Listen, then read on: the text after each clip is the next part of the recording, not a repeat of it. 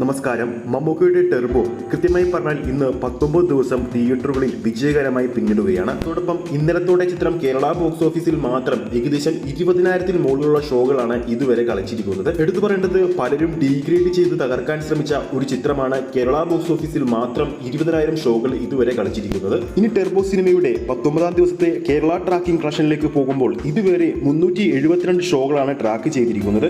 ഇന്നൊരു working day ആണെങ്കിൽ പോലും ട്രാക്കിംഗ് കളക്ഷനിലൂടെ മാത്രം കേരള ബോക്സ് ഓഫീസിൽ നിന്നും 15 ലക്ഷം രൂപയാണ് ഇതുവരെ ട്രാക്ക് ചെയ്തിരിക്കുന്നത്. അങ്ങനെ നോക്കുമ്പോൾ 19ാം ദിവസമായ ഇന്ന് കേരള ബോക്സ് ഓഫീസിൽ നിന്ന് മാത്രമായിട്ട് ഏകദേശം 35 ലക്ഷത്തോളം രൂപ ചിത്രം നേടാൻ സാധ്യതയുണ്ടെന്നാണ് അപ്ഡേറ്റിൽ നിന്ന് മനസ്സിലാക്കാൻ സാധിക്കുന്നത്. ഇതോടെ 19 ദിവസങ്ങൾ കൊണ്ട് കേരള ബോക്സ് ഓഫീസിൽ നിന്ന് മാത്രമായിട്ട് ടെർബോ എന്ന മമ്മൂക്ക ചിത്രം ഏകദേശം 38 കോടി റേഞ്ചിലായിരിക്കും സ്വന്തമാക്കാൻ പോകുന്നത്. പല സിനിമാ പ്രേമികളും ഇന്ന് മമ്മൂട്ടി കമ്പനിയുടെ ഭാഗത്തു നിന്നും ഒരു ഒഫീഷ്യൽ പോസ്റ്റർ പ്രതീക്ഷിച്ചിരുന്നു.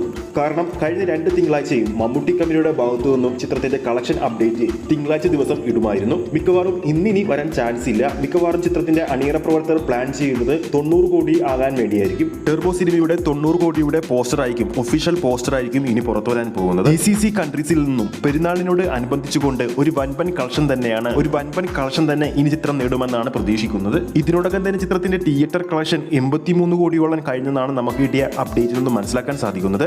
എന്നാലും ഇതിന്റെ ഒഫീഷ്യൽ അപ്ഡേറ്റ് ഇതുവരെ പുറത്തു വന്നിട്ടില്ല. നമ്മുടെ പ്രേക്ഷകരുടെ അഭിപ്രായത്തിൽ ടെർബോ എന്ന മമ്മൂക്ക ചിത്രം തിയേറ്റർ കളക്ഷനിലൂടെ മാത്രം 100 കോടി നേടുമോ ഇല്ലയോ എന്ന് നിങ്ങൾക്ക് താഴെ കമന്റ് ചെയ്യാവുന്നതാണ്. ഈ ഒരു വീഡിയോ ഇഷ്ടപ്പെട്ടിട്ടുണ്ടെങ്കിൽ വീഡിയോ ലൈക്ക് ചെയ്യാനും ചാനൽ സബ്സ്ക്രൈബ് ചെയ്യുന്ന കാര്യം കൂടി പരിഗണിക്കുക.